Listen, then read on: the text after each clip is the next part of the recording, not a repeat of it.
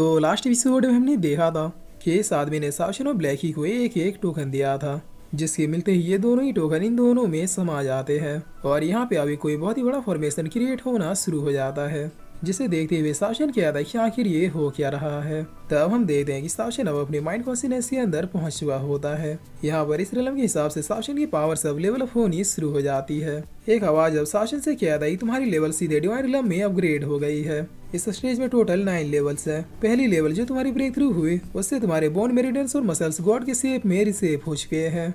अब तुम्हारी बॉडी एक नॉर्मल ह्यूमन की बॉडी से गॉड लेवल की बॉडी में अपग्रेड हो गई है। दूसरी लेवल को ब्रेक थ्रू करने की वजह से तुम्हारी बॉडी में डिवाइन स्टोन भी एक्टिवेट हो गया है। इसकी वजह से अब अलग रिलम से होने के बावजूद भी तुम्हें स्पिरिचुअल फ्लक्शन नहीं होगा। तुम्हारी पावर सब इस रिलम से भी जुड़ चुकी है। तीसरे लेवल को ब्रेक थ्रू करने की वजह से तुम्हें यहाँ की सी ऑफ गॉड की पावर्स भी दी जाती है। इस पावर से तुम पानी में भी सांस ले पाओगे और वहाँ पे भी तुम्हारी शक्तियाँ घटेंगी नहीं, बल्कि पानी में भी अब तुम्हारी शक्तियाँ सी ऑफ गॉड के आशीर्वाद से और भी ज्यादा इंप्रूव होगी। अगर फ्यूचर में तुम्हारी शक्तियाँ और भी ज्यादा एक्स्ट्रा ऑर्डिनरी रही तो फिर आने वाले सी ऑफ गॉड तुम भी बन सकते हो। फोर्थ लेवल की वजह से तुम्हें एंडलेस गॉड स्पेस दिया जाता है। यह स्पेस तुम्हारी दुनिया, इसमें तुम कुछ भी कर सकते हो। और पांचवी लेवल को ब्रेक थ्रू करने की वजह से तुम्हें वॉइड स्टोन दिया जाता है। यह स्टोन तुम्हारी बॉडी के लिए पावर हाउस है। इस स्टोन की वजह से अब तुम्हारी बॉडी की स्पेशल पावर्स कभी भी नहीं घटेगी, बल्कि इसी पावर्स को तुम किसी और में भी ट्रांसफर कर सकते हो। सावधान, तुम्हारे पास जितनी भी पावर्स थे उससे तुमने 5 लेवल्स को सक्सेसफुली ब्रेक थ्रू कर लिया है, मगर अब बाकी 4 लेवल्स को ब्रेक थ्रू करने के लिए तुम्हें यहाँ पे कल्टीवेट करना होगा। तब इतना कि वॉइस अब बिल्कुल शांत हो जाता है, जिस पर सावधान इस स्टोन को देखते हुए कहता है कि चलो 6th लेवल को ब्रेक थ्रू किया जाए। और ये किया कि सावधान इस स्टोन को रिफाइन करते हुए इसे अपने बॉडी में एब्जॉर्ब करना शुरू कर देता है, मगर काफी हार्ड ट्राई करने के बावजूद भी यह स्टोन सावधान के अंदर एब्जॉर्ब नहीं होता। तब ये देखकर सावधान कहता है कि लगता है सच में मेरी बॉडी अभी इस लायक नहीं हुई है कि मैं इस स्टोन को रिफाइन करके 6th लेवल को ब्रेक थ्रू कर लूँ। सच में यहाँ पे कल्टीवेशन मेरी एक्सपेक्टेशन से भी ज्यादा हार्ड है। और अब ये सब हो जाने के बाद सावधान वापिस से प्रेजेंट में आ जाता है। यहाँ पे ये अभी इस आदमी से कहता है कि कितने अफसोस की बात है कि मैं 6th लेवल को ब्रेक थ्रू करते करते चूक गया। खैर अब ये देखने वाली बात होगी कि ब्लैकी कितने लेवल्स को ब्रेक थ्रू कर पाता है। तब ये आदमी बहुत ही खुश होते हुए कहता है कि मास्टर तो सचमुच में कमाल के है। बस कुछ ही पलों में डिवाइन रिलम के 5 लेवल्स को ब्रेक थ्रू कर देना ये तो हमारे भी ओल्ड मास्टर की बस की बात नहीं थे। जिस पर साशन कहता है कि वेल लेकिन तुम्हारी लेवल तो मुझसे भी एक कदम आगे है। तुमने डिवाइन रिलम के 6th लेवल को भी ब्रेक थ्रू कर लिया है। तब याद में कहता है कि मास्टर ये सब तो बस कहने की बातें हैं। मुझे इन लेवल्स को अचीव करने में पूरे 30 साल लगे, लेकिन आपने तो ये बस कुछ ही मिनटों में कर दिया। आपकी जो मार्शल आर्ट टेक्निक और पावर्स है, जब वो पूरी तरीके से गॉड पावर्स में ट्रांसफॉर्म हो जाएंगे तब आपकी पावर्स का कोई मुकाबला नहीं होगा। जिस पर अब कुछ और भी चीजों को अपेयर करते हुए कहता है कि ओल्ड मास्टर ने आपके लिए कुछ और गिफ्ट भी छोड़े हैं। तब इस चीज को लेते हुए सावधान पूछता है कि अब ये क्या है, जिस पर यह आदमी कहता है कि इस रिंग में वो सब कुछ है जो आपको कल्टीवेशन में हेल्प करेगी।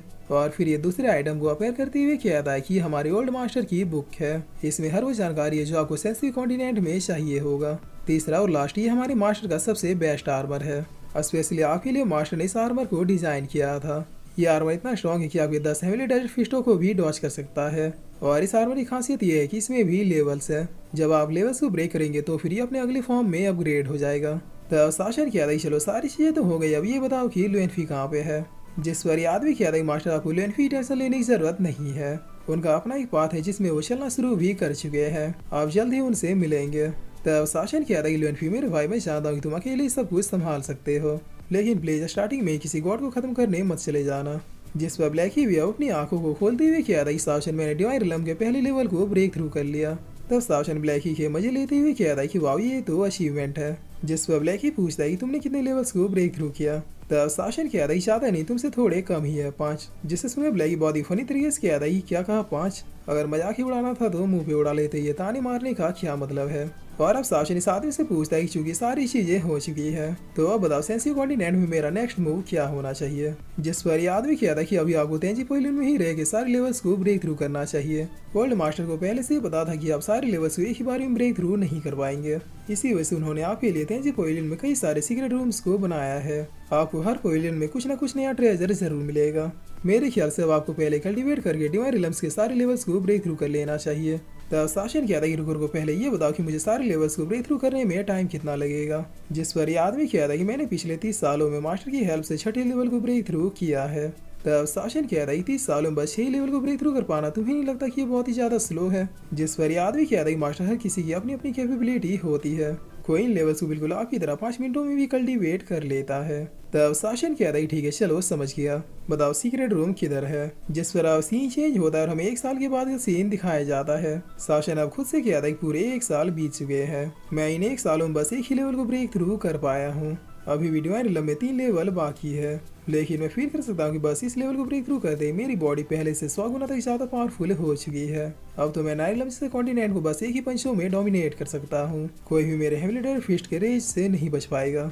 जिस पर ब्लैकी भी किया था कि शासन मैंने भी 2 लेवल्स को ब्रेक थ्रू कर लिया, अब मुझे डिवाइन रिलम के चौथे लेवल को ब्रेक थ्रू करना है। तब शासन कहता है बिल्कुल करना, लेकिन चलो अब पहले थोड़ा रेस्ट ले लेते हैं। जिस पर ब्लैकी भी ओके कहते हुए अपने छोटे फॉर्म में आ जाता है। तब कुछ देर के बाद ये आदमी अब यहाँ पे आते हुए कहता है कि मास्टर आपने मुझे याद किया। जिस पर शासन कहता है हाँ तुम्हें क्या लग रहा है मेरी लेवल्स क्या है। तब ये आदमी बहुत ही शौक होते हुए कहता है कि ये तो कमाल हो गया, आपने बस एक ही साल में डिवाइन रिलम के छठे लेवल को भी ब्रेक थ्रू कर लिया, और उससे भी बड़ी बात आपने उस हेविली आर्मर के सारे लेवल्स को अपग्रेड कर दिया। जिस पर शासन कहता है कि लेवल्स को ब्रेक थ्रू करने से ज्यादा आर्मर को अपग्रेड करना आसान था, इसीलिए मैंने पहले इस आर्मर को इसके मैक्सिमम स्ट्रेंथ में अपग्रेड कर दिया। तभी आदमी अब अपने मन में कहता है कि सचमुच में मास्टर तो एक मॉन्स्टर है। खुद ओल्ड मास्टर जिन्होंने ये आर्मर बनाया था, उन्हें इसे बनाने में टोटल 7 साल लग गए थे, और उन्होंने इसे फाइनल टच देते हुए कहा था कि इसे एक एक्सीलेंट कल्टीवेटर भी 10 सालों में ही अपग्रेड कर पाएगा। यकीन नहीं हो रहा कि नई मास्टर ने ओल्ड मास्टर की प्रिडिक्शन को भी गलत कर दिया।